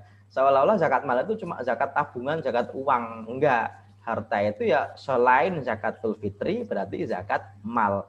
Harta itu kadang-kadang berupa emas perak, berupa uang, berupa tanaman, berupa hewan. Nah, ini namanya zakat mal. Jadi jalurnya berbeda. Artinya kalau ada orang miskin sudah bayar zakat pertanian, kalau nanti Ramadan lagi ya berarti dia wajib membayarkan zakat badannya, karena zakat badan itu hubungannya dengan badan ketika puasa. Makanya tadi disebutkan tuhrotun lis-shaim sebagai pembersih buat orang puasa, minar rofasi, minal lagwi warrofasi, dari sesuatu yang sifatnya itu lahun. Lahun itu tidak berguna. Bisa jadi dia puasa malah cuma main-main doang, begitu ya. Atau arrofas, sesuatu yang mirip-mirip dengan dosa tapi lebih kepada sesuatu yang sifatnya itu tidak sampai level dosa tapi dia tidak berguna juga. Ini jalurnya berbeda. Ya, semoga bisa difahami jawaban pertanyaan Prof ya, tentang jalur yang berbeda antara zakat mal dan zakat badan ya. Zakat fitri itu zakat badan. Makanya kalau zakat badan, ulama menyebutkan yang penting orang punya kepala berarti dia zakat fitri wajib gitu. Bukan karena zakat hartanya, karena kepalanya. Anak kecil wajib, budak wajib, perempuan wajib. Lah, wajibnya anak kecil, budak, perempuan itu wajibnya bukan kepada dia sendiri tapi kepada orang yang menanggungnya. Siapa yang menanggungnya? Ya kalau dia anak kecil berarti bapaknya, kalau yatim berarti walinya ya. Termasuk istri berarti yang wajib adalah suaminya. Ya. Tapi kalau sudah dewasa sebenarnya yang wajib adalah dirinya sendiri. Meskipun kalau dibayari orang lain itu boleh. Misalnya Ustaz Akbar nih, dia sudah punya duit, ya, tapi saya nggak yakin dia wajib zakat fitri sendiri, karena yang bayarin masih maknya. Dia cuma bilang, mak, ini sudah wajib zakat belum? Sudah saya bayarin bar, kan gitu ya. Saya dulu juga gitu, masih sudah gede, padahal itu punya duit, tapi karena emak itu biasa, nak sudah saya bayarin, tenang aja. Ini kebiasaan, meskipun sebenarnya yang wajib adalah ketika dia sudah tidak anak kecil berarti yang wajib dirinya sendiri. Oke. Tapi kalau istri yang wajib adalah suaminya ya. Meskipun hari ini yang wajib yang bayar biasanya adalah istrinya ya. Dia cukup bilang, "Pak, sudah saya bayarkan." Biasanya begitu karena suami itu uangnya adalah uang istri. Biasanya gitu ya. Meskipun uang istri adalah uang dia sendiri. Ya, banyak juga yang jadi pegawai itu Ustaz Akbar itu uang terima kasih Ustaz Akbar. Uangnya diterima dari kantor dikasih ke istri ya. Jadi itu kebanyakan di kita. Meskipun sebenarnya yang wajib adalah suaminya. Ini yang pertama. Yang kedua berkaitan dengan perbedaan sok tadi ya, tentang ada 3,8, ada 2,7 begitu ya. Ya, memang begini Pak. Karena memang perdebatannya itu bukan bukan tentang apa namanya satu sok atau tidak ya. Tapi satu sok itu berapa? Itu memang dari dulu itu jadi perdebatan. Ya lagi-lagi karena memang sok itu kan volume ya. Ketika volume dikonversi menjadi gram ya, kita pertanyaannya begini, volume apa kan gitu ya. Apalagi zakat itu hanya dari makanan pokok, yang makanan pokok itu beragam. Satu meter kubik gandum, ya, nggak tahu ini kira-kira kalau gandum sama beras kira-kira inian mana ya, beratan mana ya Prof ya. Saya nggak tahu. 1 meter kubik air, 1 meter kubik beras, 1 meter kubik besi. Nah, ini kan bisa jadi nanti beratnya beda-beda ya, meskipun meter kubiknya sama kan gitu ya. Nah, dari situlah nanti muncul perbedaan satu sok itu berapa kilo ya. Meskipun kalau misalnya kita pakai pendapat begini, ya udahlah saya bayarin yang paling tinggi, bagus nggak apa-apa ya. Ini yang ya, daripada berbeda, saya bayarin 4 kilo, bagus nggak apa-apa gitu ya. Tapi kalau misalnya begini, saya pakai sok bener-bener ukuran volume, saya pakainya bukan kilo tapi liter, ya nggak apa-apa. Ya, misalnya nih, saya bayar ini saya ukur dengan tanganku loh, 1, 2, 3, 4, ya diterima nggak masalah ya, nggak masalah. Karena memang kalaupun kurang-kurang sedikit itu tidak lantas menjadikan zakat itu tidak masuk kriteria, tetap dianggap itu sudah zakat ya. Meskipun bagusnya pakai yang level tertinggi itu nggak masalah. Dan kalaupun pakai uang ya, kalaupun mau pakai pendapat Hanafi secara umum ya, yang menyebutkan satu sok itu sekitar 3,8 kilo itu yang nggak masalah dan itu yang paling bagus. Tetapi kalau kita mau pakai uang, pakai pendapat Hanafi, kok literannya, kilonya pakai yang seperti biasa, itu ya tak masalah juga. Kenapa tak masalah? Karena ternyata dalam mazhab Syafi'i itu ya, itu ternyata itu ada 2 pendapat di dalam mazhab Syafi'i, keliru. Di dalam mazhab Hanafi yang mana ya, satu soknya itu pun dalam mazhab Hanafi itu ada 2 pendapat. Pendapat pertama ya sekitar 3,8, pendapat yang kedua itu ya sekitar 2,5 kilogram. Oke, ini saya kasih spesifiknya. Sebentar. Ini ada pendapat nih Hanafi nih. Ya. Ini saya sebutkan dari pendapat dari mazhab Hanafi ya, yang menyebutkan harga atau uangnya itu bolehnya. Nih, dalam kitab namanya Al-Mamsud, beliau menyebutkan begini, faina atau qimatal hintoh jaza indana, kalau memberikan harga gandum itu boleh ya. Kemudian dari pendapat yang lain termasuk juga dalam mazhab Hanafi ya, bahkan disebutkan wadarohim aula minad dakik fi mayur wa an Abi Yusuf rahimahullah wa ikhtiyarul faqih Abi Ja'far li'annahu atfa lil haja wa ajal bihi. Oke, saya akan artikan gitu. Bahkan ada satu pendapat dalam mazhab Hanafi, memberi uang itu lebih utama daripada memberikan gandum yang belum digiling. Namanya dakik itu belum digiling. Ya, memberikan uang itu lebih utama daripada memberi gandum yang belum digiling. Ya. Kenapa? Karena orang miskin kalau diberi gandum belum digiling, dia nanti akan punya pekerjaan lagi yaitu menggiling gandum itu. Nah, kalau diberi uang dirham, ya berarti dia langsung bisa digunakan untuk membeli bahan makanan pokok. Oke ya.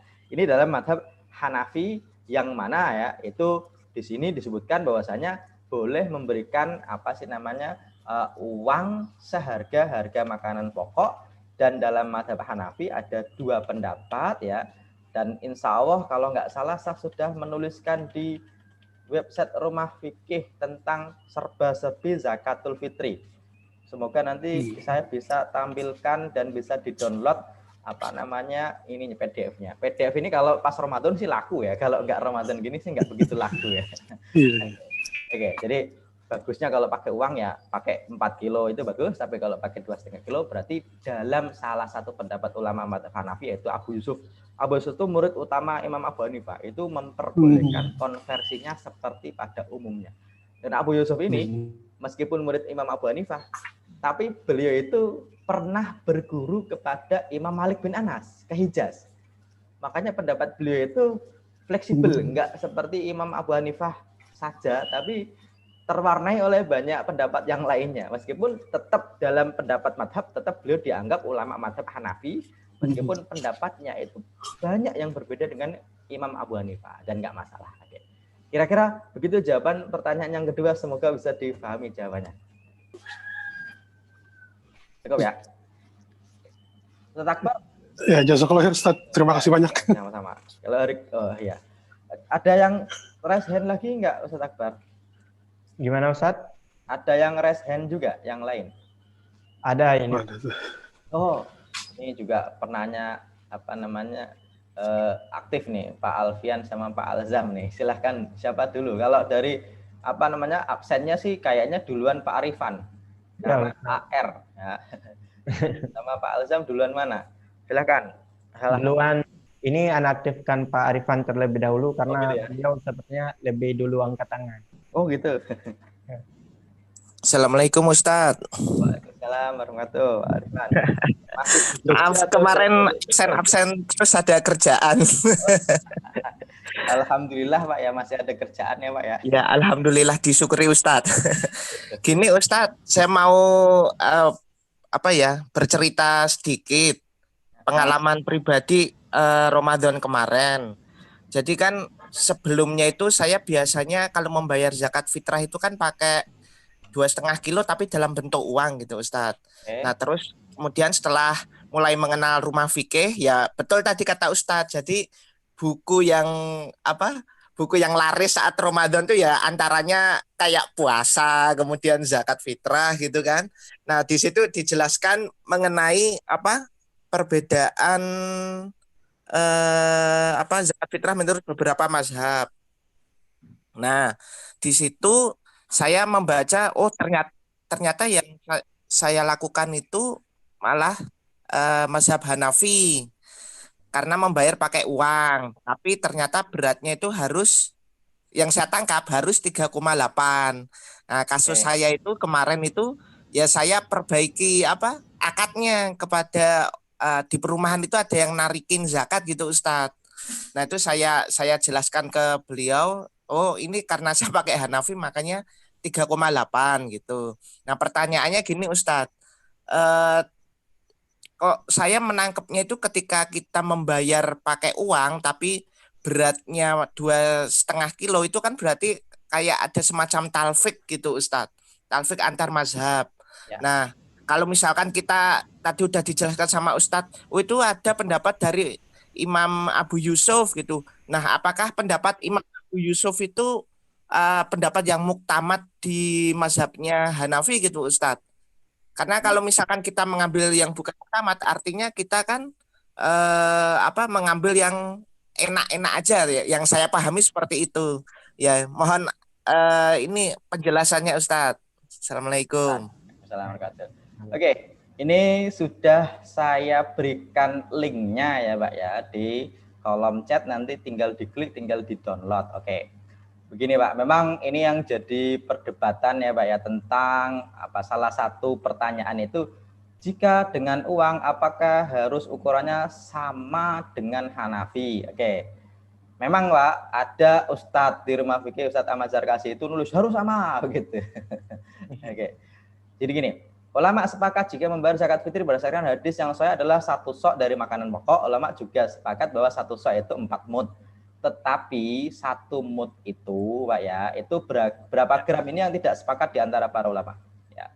Tadi saya sebutkan, Hanafi itu 1 mud itu 2 ritel, 2 ritel itu 1 mud itu 2 ritel, berarti 1 sok itu 8 ritel, sekitar 3,8. Oke, ini yang jadi pertanyaan beberapa orang, bayar zakat fitri dengan uangnya ikut mazhab Hanafi, tapi ukuran sotnya aku malah ikut ulama lain yang menyebutkan kalau bayar zakat fitri dengan uang tidak sah. Kan bisa jadi tidak sah dua-duanya. Nah itu tak sah karena kurang dari 3,8, ikut mazhab ulama juga tak sah karena pakai uang, begitu ya. Oke, begini. Kalau dengan beras sih aman, semua ulama sepakat sah. Kalau bayar zakatnya dengan uang, lantas minta sama panitia zakat untuk dibelikan beras juga sah. Jadi panitianya Pak itu benar tadi diganti akadnya boleh. Jadi tetap 2,5 bayarnya, konversinya 2,5, tapi nanti sama panitia dibelikan beras lagi. Jadi zakatnya itu bukan zakat uang, tapi zakat beras, tapi dibelikan lagi oleh panitia. Nanti akadnya pakai wakalah, yaitu mewakilkan panitia untuk beli beras. Atau panitia dibayar untuk beli beras, namanya akadnya ijaroh. Ijaroh itu, Pak panitia, nih saya kasih uang 50.000, tolong beliin beras. Ini saya kasih 5.000 buat upah kamu, itu boleh gitu Pak ya. Atau akad panitianya itu jual beli biasa, yaitu panitia itu jual beras. Yang mana jualnya bisa jadi berasnya belum ada. Akadnya namanya akad salam, boleh Pak. Tapi kalau mau bayar zakat pakai uang, disalurkan dengan uang, paling bagus sih ikutan soalnya Hanafi, yaitu 3,8 kilo paling bagus. Tapi kalau mau bayar zakat fitri dengan uang, disalurkan dengan uang dengan ukuran setara 2,5 kg, gimana? Ya tenang saja. Abu Yusuf itu murid senior Pak ya dalam madhab Hanafi. Qala Abu Yusuf, as-sok khamsatu artolin wa sulusun bil Baghdadi. Wa fi qauli Abi Hanifah wa Muhammad sama niatu artol gitu ya. Dalam pendapat Imam Abu Yusuf, satu sok itu 5 ritel. Abu Hanifah dan Muhammad bin Hasan al-Syaibani itu 8 ritel ya. 8 ritel tadi setara 3,8, 5 ritel setara dengan 2,7 kilogram. Oke. Nah, meski pendapat Abu Yusuf ini ya, meski pendapat dari Imam Abu Hanifah ini adalah yang diikuti oleh mayoritas ulama Hanafi berikutnya. Jadi kalau pendapat Hanafi secara umum sih ikut dari pendapat dari Imam Abu Hanifah ya. Tetapi ukuran soknya Abu Yusuf ini sama dengan mayoritas ulama. Artinya sebenarnya ya, pendapat ini tetap dianggap pendapat yang kuat di dalam salah satu pendapat ulama madhab Hanafi ya. Ya, makanya saya memberikan solusi begini. Kalau mau menyalurkannya dengan beras, bayarnya dengan uang, ya ganti akadnya. Akadnya ganti 3. Kadang-kadang ganti dengan wakalah. Ya, wakalah itu mewakilkan kepada Amil. Pak Amil, tolong belikan beras. Oke. Tidak apa-apa. Ya. Atau misalnya Amil cuma menjadi wasilah untuk memberikan kepada orang yang berhak, ya nggak apa-apa. Atau akadnya diganti dengan akad ijaroh. Pak Amil tolong berikan beras, ini saya kasih uang. Oh berarti dia ijaroh. Atau akadnya ganti jual beli salam. Jual beli salam itu Amil jualan beras meskipun berasnya belum ada, yang ada spesifikasinya. Kalau akadnya jualan beras berarti Amil boleh mengambil apa? Untung ya. Tapi Amil wajib memberikan kepada orang berhak itu dalam bentuk beras. Oke. Nah, terus kalau ternyata kita mau ikut bayar uang, terus dibayarkan dengan uang, saya bilang bagusnya saja. Kenapa? Karena pendapat dari Abu Yusuf ini bukan pendapat yang dia itu tidak dianggap, tetap dianggap dalam madhab Hanafi begitu. Meskipun nanti ya kalau misalnya ya, terus kita ambil enak-enaknya saja dong ya. Ya bagusnya tetap apa sih namanya, berarti kita kalau begitu bagusnya diganti akadnya saja, nanti disalurkannya tetap beras ya. Adapun apa namanya uang dari orang yang membayar itu hanya untuk mempermudah saja, itu yang paling bagus. Jadi kita tidak harus pindah mazhab, tapi kita cukup mengganti akad begitu aja. Ini yang paling bagus dan paling nyaman Pak bagi apa namanya pembayar zakat, bagi orang yang membayar zakat yaitu muzaki, atau bagi orang yang menerima zakat, dan bagi amilnya. Dan insya Allah ini yang paling bagus. Kenapa? Karena kalau kita berikan uang ya, itu catatannya begini. Berarti kita tidak mengikuti mayoritas ulama yang menyebutkan itu zakat fitri itu yaitu dengan makanan pokok. Apalagi uang itu Pak, itu belum tentu nanti dibelikan beras. Bisa jadi dibelikan baju, dibelikan pulsa ya. Padahal hadisnya Pak tadi saya sebutkan. Sudut pandang hadis dalam bab zakat itu ada 2. Pembayar zakat dan penerima zakat. Pembayar zakat itu sebagai pembersih, penerima zakat itu sebagai makanan, tu'mah, sebagai makanan ya. Makanya ini yang selalu kita apa namanya berikan dan kita selalu sampaikan, membayar dengan makanan itu aman dari 2 sisi. Sisi pembayarnya aman, sisi penerimanya yaitu memberi makanan itu juga aman ya. Kira-kira begitu Pak Ivan. Jadi bagusnya memang benar ya 3,8, tapi bukan berarti ini angka mati, bukan. Tapi kalau misalnya ya, ada orang yang bayar dengan uang kok sudah terlanjur pakai 2,5 kilogram, ya itu nggak masalah. Karena memang pendapat Imam Abu Yusuf itu juga pendapat yang bisa diikuti begitu dalam ulama mazhab Hanafi. Tapi kalau bagusnya kalau mau pakai uang, disalurkan dengan uang ya berarti mengikuti pendapat Hanafi ya, yaitu 3,8. Tapi kalau kita tidak harus pindah mazhab, dengan uang pun bisa, tinggal diganti akadnya antara orang yang bayar zakat dengan amil. Dan saya melihat potensi yang menarik, kenapa? Karena amil bisa jualan beras, Pak. Dan jualan itu pasti kan bisa mengambil untung ya. Kalaupun amil itu, nanti Pak, kalau kita bicara tentang amil ya, dalam pendapat yang lain, panitia zakat itu, mayoritas ulama menyebutkan dia itu bukan amil. Makanya kalau misalnya nih, panitia zakat ya, di masjid-masjid itu, kalau pakai pendapat mayoritas ulama itu mereka bukan amil karena tidak diangkat oleh negara. Berarti kalau misalnya amil zakat fitri kok tidak mengambil jatahnya dari zakat gara-gara merasa dirinya belum amil, maka bisa mengikuti pendapat yang ini, yaitu dia jualan beras, untungnya bisa untuk operasional. Ini yang lebih mudah dan tidak harus pindah-pindah madhab begitu, Pak Arifan. Semoga bisa dipahami jawabannya. Ya, terima kasih Ustadz. Ya, sama-sama. Sudah di Bandung lagi berarti ini ya? Masih di Jogja Ustadz. Mainnya lama ini mainnya. Ya, terima kasih. Ya, sama-sama. Yang lain Ustadz Akbar ada? Masih ada 2 jamaah yang angkat tangan Ustadz. Kemudian ada juga pertanyaan dari pesan. Ini kira-kira antum pengen pilih yang mana dulu? Yang di chat aja nggak apa-apa. Ini ada pesan dari Pak Asep Muttaqin. Beliau bertanya, Assalamualaikum. Wajibkah orang yang sangat fakir itu untuk mengeluarkan zakat fitrah? Kemudian, jikalau orang fakir tersebut wajib, apakah boleh berfitrah dengan cara berhutang gitu? Membayar zakat fitrah dengan cara berhutang. Ya. Kemudian terakhir tentang arti dari fisabilillah ini dalam konteks sekarang ini bagaimana nih Ustaz? Oke. Sebentar, saya akan carikan sabil. Oke. Ini apa namanya? Saya sebutkan fikih zakat, fikih seputar amil zakat sabilillah. Oke. Pertanyaan yang pertama berkaitan dengan orang yang sangat fakir berzakat fitrah atau tidak. Begini Pak, fakir saja itu tidak wajib zakat, apalagi sangat fakir, termasuk zakat fitri. Jadi zakat itu ada grade-nya ya Pak ya, fakir, di atasnya fakir itu miskin.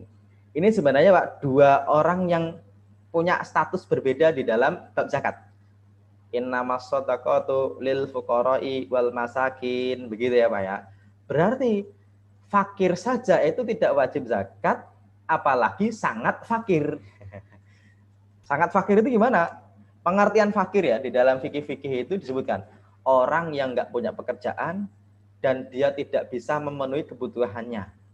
Berarti nggak punya kerjaan, nggak bisa memenuhi, ya berarti dia tidak wajib zakat. Meskipun ulama nanti menyebutkan begini, kewajiban zakatul fitri itu tandanya adalah dia bisa memenuhi kebutuhan dia sendiri dan kebutuhan orang-orang yang wajib dia tanggung untuk hari itu dan hari setelahnya. Ya, ini kaidahnya sih begitu ya, meskipun nanti kaidah ini jadi debatable. Kenapa ada kaidah itu ya? Nah, dari sini para ulama menyebutkan berarti kalau orang fakir, meskipun fakir itu kan bisa jadi dia itu ini ya, apa namanya, sifatnya temporal ya. Temporal itu gini, ada orang yang fakir ya, terus dia dikasih orang lain, terus dia punya duit, ya berarti punya duit bisa memenuhi kebutuhan hidup, ya berarti dia wajib zakat karena dia bisa memenuhi kebutuhan hidup dia dan orang yang wajib dia nafkahi, terus juga 1 hari setelahnya, ya berarti dia wajib zakat meskipun sehari-hari fakir karena saat itu dia punya duit begitu ya.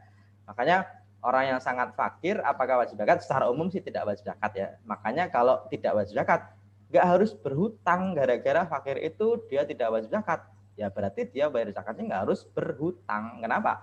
Orang dia nggak wajib zakat, bahkan malah dia menjadi orang yang akan menerima zakat begitu ya. Dan insya Allah ya, kalau menurut saya sih, insya Allah lah, di Indonesia itu apa sih namanya, orang yang sampai level parah banget begini ya jarang-jarang ada sih. Insya Allah sih jarang-jarang ada. Kalau untuk makan sehari-hari sih insya Allah kuat dan mampu ya. Meskipun masalah tidak mampu di Indonesia itu kan bukan dalam rangka makannya ya, tapi dalam rangka memenuhi kebutuhan sandang, kemudian memenuhi kebutuhan papan, dan memenuhi kebutuhan pendidikan. Itu yang mungkin di Indonesia kurang mampu. Tapi kalau untuk makan ya insya Allah saya kira itu hampir-hampir jarang ada.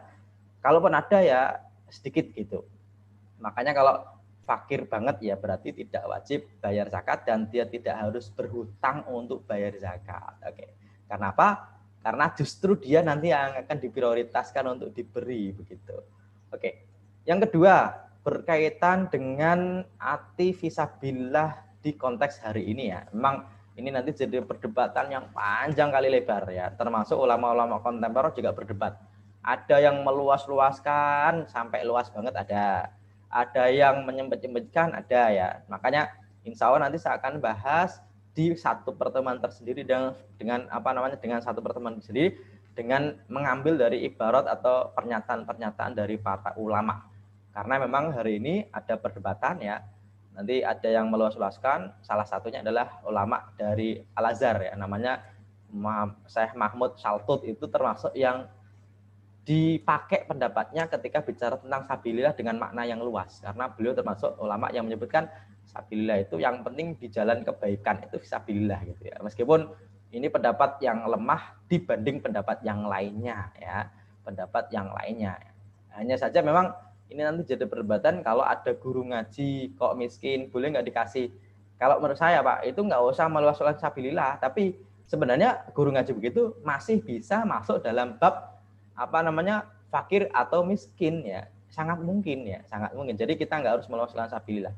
Karena kadang-kadang meluaskan sabilillah itu nanti akan menzolimi pihak lain Pak. Kenapa? Karena ada beberapa amil itu yang bayar zakat, zakatnya sama amil ditahan gara-gara mau bangun apa? Bangun masjid.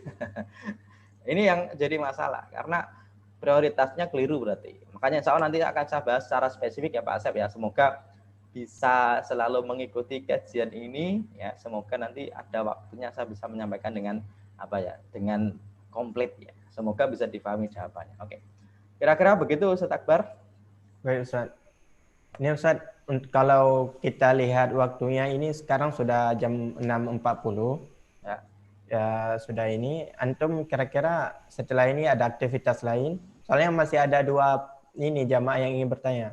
Misalkan antum ada karena Pak Ahmad datangnya telat. Kita kasih ke Pak Alzam dulu. Ini apa namanya, Pak Ahmad nanti minggu depan ya Pak Ahmad ya. Baik. Baik bisa kalau begitu. Anda aktifkan mikrofonnya Pak Alzam. Ya, Assalamualaikum. Waalaikumsalam warahmatullahi wabarakatuh. Alzam. Ya, Pak Alzam nih. Alhamdulillah. Ini Pak Ustadz, terkait waktu penyaluran zakat fitri, kan rata-rata di kita itu malamnya gitu ya, yang penting sudah masuk 1 Syawal, malamnya bisa dibagikan gitu. Kalaupun sebelum sesudah sholat subuh itu afdoliyah katanya, kata mazhab Syafi'i atau mana gitu ya. Nah, pendapat ini bagi sebagian kelompok itu tidak bisa diterima gitu. Jadi bukan masalah sunnah afdoliyahnya, malahan tidak sah kalau membagikan zakat pada malam sebelumnya, karena jelas-jelas Nabi membagikan itu sesudah subuh. Nah gitu. Nah ini jadi menggelitik bagi saya, jadi sehingga nanti walhasil jangan menyalurkan, jangan nitip zakat ke yang membagikannya di malam hari gitu, karena tidak sah gitu. Nah, ini cukup menggelitik bagi saya gitu. Jadi bagaimana cara menjelaskannya gitu ya? Mau milih mana? Contoh Nabi yang sudah jelas atau ikut ulama. Nah itu jadi bingung juga Pak Ustaz. Oke, sebentar. Saya sudah menuliskan di PDF yang tadi saya sampaikan ya. Jadi bagaimana menjelaskannya? Gampang, kasih bukunya aja, baca dulu nih begitu. Oke. Ini ada kapan waktu wajib. Oke. Kapan waktu utama. memang wattafaqat nususus Syafi'i wal ashabi ala annal afdal ayyukhrijaha yaumal id qabla al-khuruj ila sholatil id. Jadi kalau disebutkan kata Imam Syafi'i ya benar ya dalam madzhab Syafi'i secara umum ya, tapi itu bukan harus tapi afdal. Jadi kalau ada yang bilang harus, ya berarti pertanyaannya kapan Imam Syafi'i bilang begitu gitu kan. Kata Imam Nawawi sebenarnya afdolnya dikeluarkan di hari Id sebelum keluar menuju sholat Id. Tapi itu waktu afdol, bukan harus ya. Dan ini redaksinya bisa dilacak di dalam kitab yaitu Al-Majmu' karya Imam An-Nawawi ya. Ini disebut waktu afdol kalau membayarkannya sendiri pribadi. Kalau bayarnya bareng-bareng, amil repot banget begitu kan. Udah mau berangkat ke Idul Fitri, sudah membagikan, nanti jadi panitia pengurusan pembayaran zakat, kemudian mempersiapkan tempat sholat Id, nanti kan repot banget begitu ya. Oke, makanya kalau kita mau lebih detail lagi ya, sebenarnya pernyataan harus sebelum Id bahkan malamnya tidak harus itu tidak berdasarkan pada dalil, hanya kira-kira dan katanya saja. Karena riwayat Imam Bukhari di situ disebutkan kanu mereka yu'tuna shadaqatal fitri, mereka memberikan zakat fitri qoblal id biyaumin au yaumaini, sehari sebelumnya atau 2 hari sebelumnya. Mereka memberikannya itu tidak ke amil tapi langsung pada orang berhak ya. Mereka sahabat Nabi memberikan zakat fitri sehari atau 2 hari sebelum Id. Hadis riwayat Imam Bukhari dari sahabat Nabi yang mana ya. Disebut kanu yu'tunaha qoblal fitri biyaumin aw yaumin ya. Kemudian riwayat yang lain disebutkan an Abdullah bin Umar kana yaqasu bi zakatil fitri ilal ladzi tujma' indahu qoblal fitri biyaumin aw bi salasatin. Ibnu Umar itu mengutus orang untuk mengambil zakat itu sehari atau bahkan 2 hari bahkan 3 hari ya. Di sini disebutkan dalam riwayat Imam Malik dalam kitabnya Al-Muwatta. Jika kita lebih detailkan, para ulama berbeda pendapat terkait kebolehan mendahulukan pembayaran zakat ini. Jadi menyebutkan bahwasanya begini. Kalau sahabat Nabi dulu memberikan sehari atau 2 hari, bahkan Ibnu Umar membolehkan 3 hari sebelumnya, sebelum Idul Fitri, mereka itu bayar tidak melalui perantara amil, Pak. Makanya nanti, Pak, apakah wajib zakat fitri melalui amil? Ya, jawabannya sebenarnya zakat fitri itu langsung pada orang miskin itu lebih bagus, nggak harus melalui amil. Begitu. Amil itu cuma membantu saja penyaluran. Kalau membayarkan langsung dari orangnya wajib kepada orang yang berhak saja, itu boleh sehari, bahkan sahabat Nabi melakukannya. Kanu yu'tuna. Karena kalau pakai setelahnya fi'il mudhari' berarti itu menjadi suatu kebiasaan. Sehari, 2 hari, bahkan 3 hari, berarti hal itu boleh ya. Meskipun afdolnya. Kenapa afdolnya? Karena ini biar hadis Nabi tadi kecapai, yaitu apa? Biar mereka hari ini tidak meminta-minta. Maksudnya, kalau kita memberinya pagi hari, mereka masih punya stok makanan, biar hari itu tidak meminta-minta. Kalau diberinya 3 hari sebelumnya, kok ternyata dikasihnya cuma itu, pas hari raya kok nggak punya, berarti kan mereka minta lagi. Berarti hanya cuma afdolnya saja. Nah, cara menjelaskannya gimana? Ya udah, kan sudah ada PDF-nya, sudah ada kitabnya, sudah ada hadisnya. Dikasih aja ya Pak ya. Nanti di-download hari ini boleh. Kalau tidak ya nanti downloadnya kalau Mas Ramadan juga boleh, karena insya Allah selama di website Rumah Fikih masih ada ya berarti masih bisa di-download gratis tanpa bayar. Kalau mau dicetak sendiri juga boleh ya Pak ya, silahkan ya, saya memperbolehkan karena yang menulis saya sendiri ya. Kalau misalnya mau dicetak, dibuat masjid, buat amil ya boleh silahkan ya. Kalau mau dicetak sendiri buat dibaca boleh ya. Tapi kalau mau dijual ya masa sih mau dijual sih, kalau cuma untuk mengganti ongkos cetaknya ya silahkan, nggak masalah ya. Ini kira-kira jawabannya begitu, bisa difahami ya Pak Alfian ya. Ada di Bukhari juga ada ya. Ada, nanti silahkan dicek ya, nanti silahkan dicek. Kalau mau ngecek hadis Pak, saya kasih cara nih yang kira-kira gampang ya. Bapak nanti caranya begini, ini ngecek hadis nih. Ada satu website yang saya cukup suka ini, cari hadis ini nanti ada website cari hadis online. Ini ada Pak hadisnya. Ya. Ini carihadis.com. Nggak tahu ini sudah bisa kelihatan nggak di share screen-nya, kelihatan ya Pak ya? Ada Pak. Ya.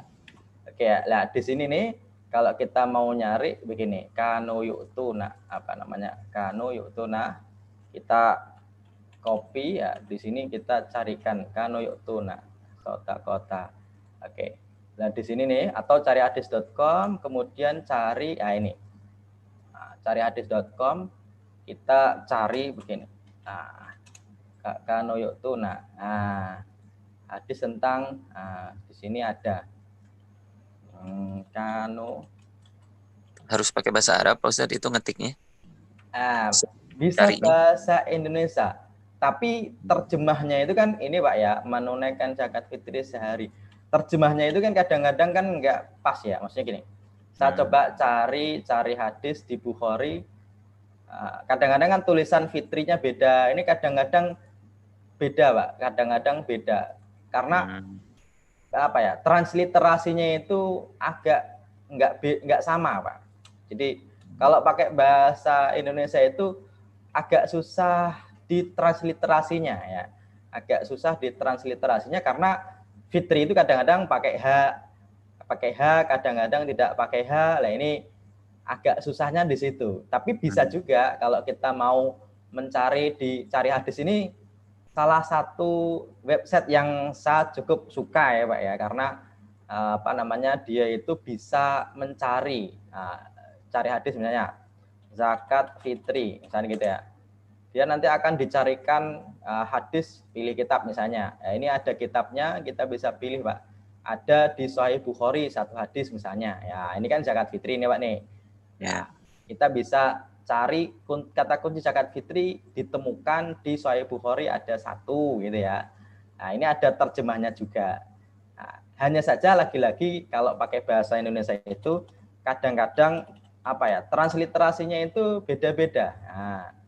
Nah, misalnya zakat fitrah ternyata nggak ada. Kalau zakat fitri apakah ada? Nah kan kadang-kadang fitri pakai H, kadang-kadang nggak pakai H kan gitu ya. Makanya di sini agak-agak susah kalau pakai bahasa Indonesia. Kalau pakai bahasa Indonesia ini kadang-kadang ini apa sih namanya, susah kalau kita baca nih. Di sini. Ini kalau nanti mau apa sih namanya, cari-cari hadis dengan terjemahnya itu di sini ada banyak, carihadis.com ya. Semoga kita doakan semoga pembuat websitenya ini selalu rezekinya lancar nih. Karena ini enak bangetnya begini. Satu hadis, misalnya nih ya, inna ihlal Rasulullah min dzil hulaifah. Ya, ini salah satu hadis misalnya Pak ya. Di sini langsung ditemukan hadis lain di Sahih Bukhari dengan redaksi yang mirip-mirip, itu langsung ada Pak. Iya. Jadi kalau mau mencari hadis, ini di hadis ini memiliki penguat sebagai berikut. Hadis Muslim nomor 207, gitu ya. Nah, di sini ada ya. Ini kalau kita cari pakai bahasa Arabnya bisa nggak ya? Biyaumin au yaumeni.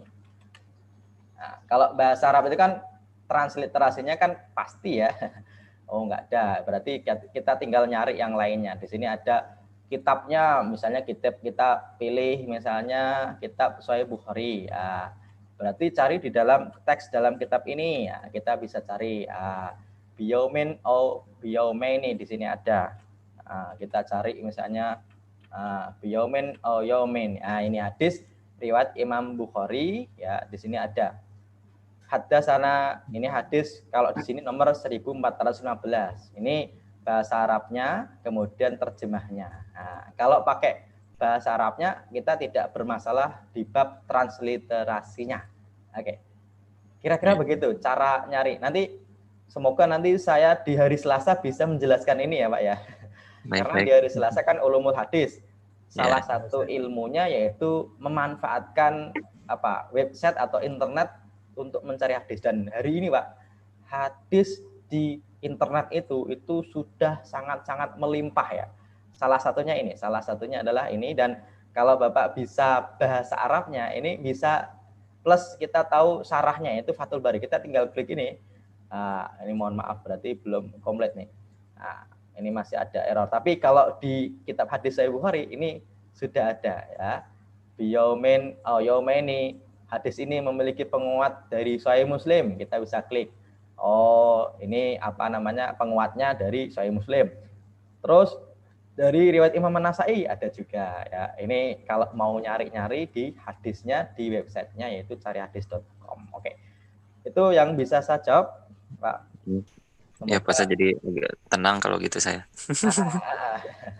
Ya. Baik, jazakallahu khair, Ustaz. Oke. Kira-kira begitu Ustaz Akbar, kita sudah di penghujung acara.